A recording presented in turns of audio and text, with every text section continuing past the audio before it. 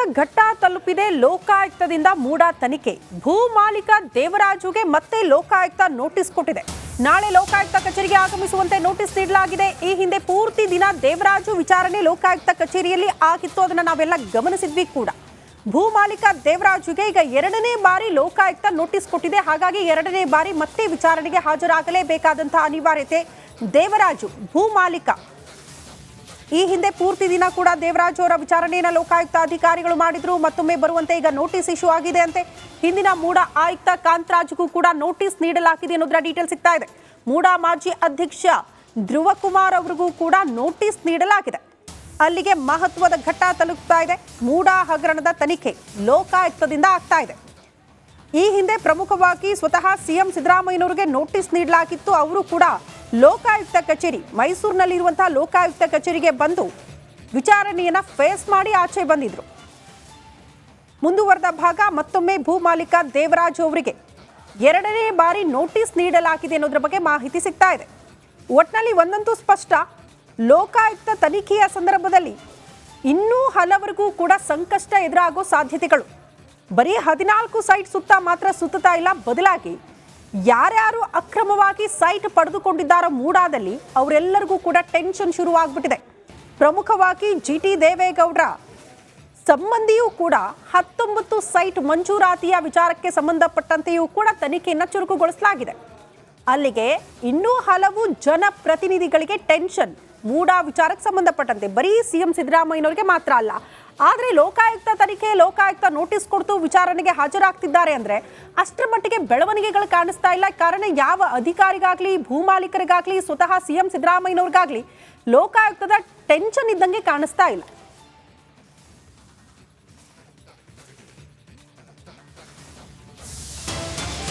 ಮೈಸೂರಿನಲ್ಲಿ ಲೋಕಾಯುಕ್ತ ತನಿಖೆ ಚುರುಕಾಗ್ತಾ ಇದೆ. ಲೋಕಾಯುಕ್ತ ಕಚೇರಿಯಲ್ಲಿ ನಟೇಶ್ಗೂ ಕೂಡ ಡ್ರಿಲ್ ಮಾಡಲಾಗ್ತಾ ಇದೆಯಂತೆ. ಮೂಡಾ ಮಾಜಿ ಆಯುಕ್ತ ನಟೇಶ್ ಅವರ ವಿಚಾರಣೆ ಕೂಡ ಲೋಕಾಯುಕ್ತ ಅಧಿಕಾರಿಗಳು ಮಾಡ್ತಿದ್ದಾರೆ.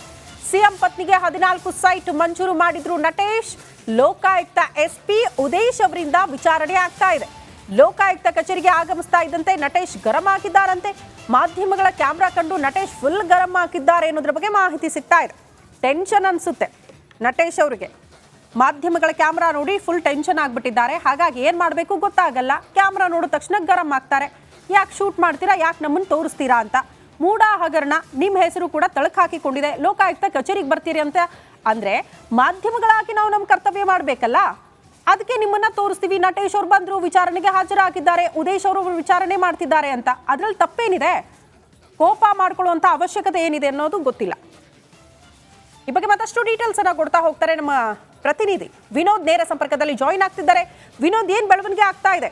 ಎಲ್ಲರ ಚಿತ್ತ ಲೋಕಾಯುಕ್ತ ಕಚೇರಿಯತ್ತ, ಆದ್ರೆ ಬಹುತೇಕ ಅಧಿಕಾರಿಗಳಾಗ್ಲಿ ಮಾಜಿ ಆಯುಕ್ತರಿಗಾಗ್ಲಿ ಸ್ವತಃ ಸಿಎಂ ಸಿದ್ದರಾಮಯ್ಯನವ್ರಿಗೆ ಲೋಕಾಯುಕ್ತ ಅಂದ್ರೆ ಅಷ್ಟರ ಮಟ್ಟಿಗೆ ಟೆನ್ಷನ್ ಅಂತೂ ಕಾಣಿಸ್ತಾ ಇಲ್ಲ. ಬರ್ತಾರೆ, ವಿಚಾರಣೆ ಫೇಸ್ ಮಾಡ್ತಾರೆ, ಆರಾಮಾಗಿ ಹೊರಗಡೆ ಬರ್ತಾರೆ ಅನ್ನೋ ಸನ್ನಿವೇಶನ.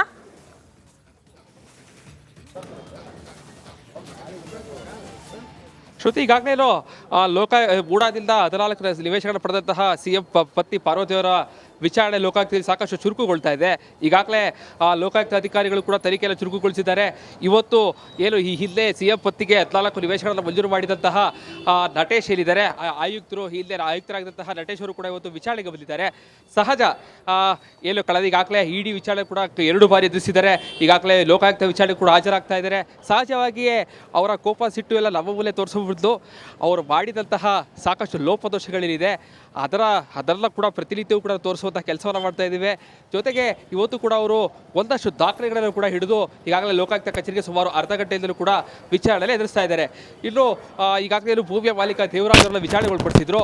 ಅವರಿಗೆ ಮತ್ತೆ ಲೋಕಾಯುಕ್ತ ಅಧಿಕಾರಿಗಳು ನೋಟಿಸನ್ನು ಕೊಟ್ಟಿದ್ದಾರೆ, ನಾಳೆ ವಿಚಾರಣೆಗೆ ಬರಬೇಕು ಅಂತೇಳಿ. ಈಗ ಸದ್ಯಕ್ಕೆ ಧ್ರುವಕುಮಾರ್ ಅವರು ಕೂಡ ಈಗಾಗಲೇ ಲೋಕಾಯುಕ್ತ ಕಚೇರಿಗೆ ಬಂದಿದ್ದಾರೆ. ನಾಳೆ ಅವರ ವಿಚಾರಣೆಗೆ ಬರ್ತಾ ಇದ್ದಾರೆ. ಏನು ಈಗಾಗಲೇ ಧ್ರುವಕುಮಾರ್ ಅವರು ಕೂಡ ಸಿಎಂ ಪತ್ನಿಗೆ 14 ನಿವೇಶನ ಕೊಡೋದಕ್ಕೆ ಮೊದಲ ಬಾರಿಗೆ ಮೀಟಿಂಗನ್ನು ಪಾಸ್ ಮಾಡಿ ಅದೇ ಜಾಗವನ್ನು ಕೊಡುವುದಕ್ಕೆ ಒಂದು ಆದೇಶವನ್ನು ಮಾಡಿದರು. ಅದಕ್ಕೂ ಕೂಡ ಸಿಎಂ ಪತ್ನಿಯವರು ಒಪ್ಪಿರಲಿಲ್ಲ. ಸೊ ಹೀಗಾಗಿ ಧ್ರುವಕುಮಾರ್ ಅವರ ಮೂಡಾ ಅಧ್ಯಕ್ಷರಾಗಿದ್ದಂತಹ ಧ್ರುವಕುಮಾರ್ ಕೂಡ ಈಗಾಗಲೇ ನೋಟಿಸನ್ನು ಕೊಟ್ಟಿದ್ದಾರೆ. ಇವತ್ತು ಈಗಾಗಲೇ ಲೋಕಾಯುಕ್ತ ಕಚೇರಿಗೆ ಒಂದಷ್ಟು ಮಾಹಿತಿಯನ್ನು ಪಡೆದುಕೊಳ್ಳೋಕ್ಕೂ ಕೂಡ ಈಗಾಗಲೇ ಲೋಕಾಯುಕ್ತ ಕಚೇರಿಗೆ ಆಗಮಿಸಿದ್ದಾರೆ. ಸಹಜವಾಗಿ ಈಗಾಗಲೇ ಲೋಕಾಯುಕ್ತ ಅಧಿಕಾರಿಗಳು ಈ ಒಂದು ತನಿಖೆಯನ್ನ 3 ತಿಂಗಳ ಒಳಗೆ ಆಗಿ ಮುಗಿಸಬೇಕಾಗಿದೆ. ವಾಪಸ್ ಬರ್ತೀವಿ, ಹಾಗೆ ಸಂಪರ್ಕದಲ್ಲೇ ಇರಿ.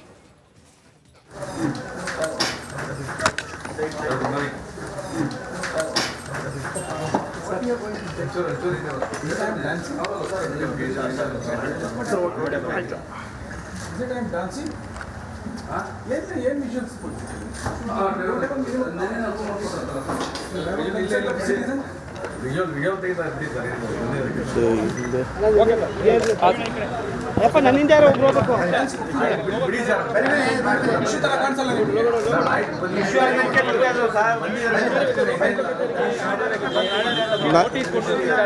ನನಗೆ ನಾಳೆ ವಿಚಾರಣೆಗೆ ಬರೋದಕ್ಕೆ ನೋಟಿಸ್ ಕೊಟ್ಟಿದ್ದಾರೆ. ನಾಳೆ ನನ್ನ ತಮ್ಮನ ಮಗಳು ಹ್ಯಾಂಗ್ ಮಾಡಿ ತಿರೋಗಿರೋದ್ರಿಂದ ನಾಳೆ ಫೈನಲ್ ಕೇಸ್ ಇದೆ ಬೆಂಗಳೂರು ಕೋರ್ಟ್ನಲ್ಲಿ. ಹಾಗಾಗಿ ನಾನು ಇನ್ನೊಂದು ದಿನಾಂಕ ನಿಗದಿಪಡಿಸ್ಕೊಡಿ ಅಂತೇಳಿ ಮನವಿ ಮಾಡಿಕೊಂಡು ಬಂದಿದ್ದೀನಿ ಅಷ್ಟೇ. ಏನು ಹೇಳಿದ್ರು ಸರ್ ಅದಕ್ಕೆ? ಮನವಿ ಮಾಡಿ ಅಥವಾ ಸ್ವೀಕರಿಸಿದ್ದಾರೆ, ಇನ್ನೊಂದು ದಿನಾಂಕವನ್ನು ನಿಗದಿಪಡಿಸ್ತೀನಿ ಅಂತ ಹೇಳಿದ್ದಾರೆ. ನನ್ನ ಅವಧಿಯೊಳಗೆ ಈ ಒಂದು ವಿಷಯ ಚರ್ಚೆಗೆ ಬಂದಂಥ ಸಂದರ್ಭದಲ್ಲಿ ನಾನು ಆಯುಕ್ತರಿಗೆ ಈ ರೀತಿ ಆಗಿರೋದ್ರಿಂದ ಅವರಿಗೆ ಬದಲಿ ಜಾಗವನ್ನು ಕೊಡಬೇಕು ಅಂತೇಳಿ ಒಮ್ಮತದಲ್ಲಿ ತೀರ್ಮಾನವನ್ನು ತೆಗೆದುಕೊಂಡ ಸಂದರ್ಭದಲ್ಲಿ ಮುಖ್ಯಮಂತ್ರಿ ಆದಂಥ ಆ ದಿನ ಮುಖ್ಯಮಂತ್ರಿ ಆದ ಸಿದ್ದರಾಮಯ್ಯನವ್ರಿಗೂ ಸಹ ನಾನು ಕೇಳಿದ ಸಂದರ್ಭದಲ್ಲಿ ಅವರು ಇದಕ್ಕೆ ಯಾವುದೇ ಥರವಾದ ಪ್ರತಿಕ್ರಿಯೆ ಕೊಡಲಿಲ್ಲ. ಇದು ನಾನು ಮುಖ್ಯಮಂತ್ರಿ ಆಗಿರೋದ್ರಿಂದ ಇದು ನಾನು ತಿರಸ್ಕಾರ ಮಾಡ್ತೀನಿ ಅಂತ ಹೇಳಿದ್ರು. ಅಷ್ಟಕ್ಕೆ ಆ ಒಂದು ವಿಷಯ ಆಯಿತು. ಮುಂದೆ ನನ್ನ ಅವಧಿನೂ ಸಹ ಮುಗೀತು. ಮುಂದಿನ ದಿನಗಳಲ್ಲಿ ಏನಾಗಿದೆ ಅನ್ನೋದು ನನಗೆ ಗೊತ್ತಿಲ್ಲ.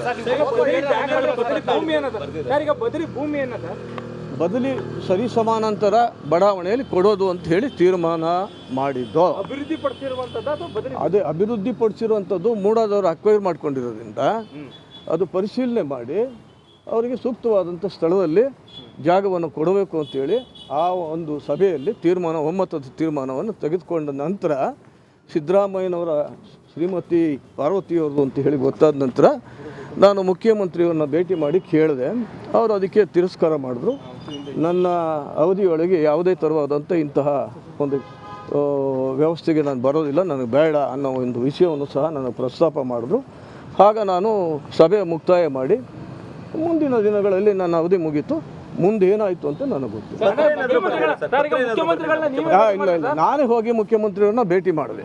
ಈ ರೀತಿ ತಮ್ಮ ಶ್ರೀಮತಿಯವರ ಒಂದು ಜಾಗದ 3 ಎಕರೆ 16 ಗುಂಟೆ ಜಾಗದ ವಿಷಯವಾಗಿ ಬಂದಿದೆ.